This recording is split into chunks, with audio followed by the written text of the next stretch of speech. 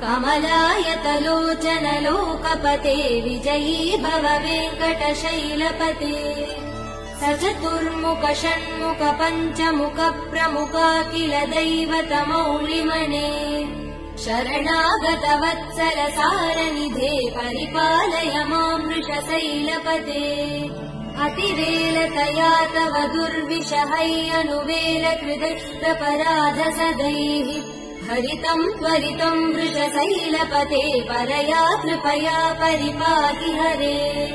अधिवेङ्कटशैलमुदारमदे जनताभिमतादिकदानरतात् परदेव दया गदितान्निगमै कमलादयितान् परं कलये कलवेणुरवा वसगोपवधू शतकोटिवृतात् स्मरकोटिसमात् प्रतिवल्लविकाभिमदात् सुखदात् वसुदेव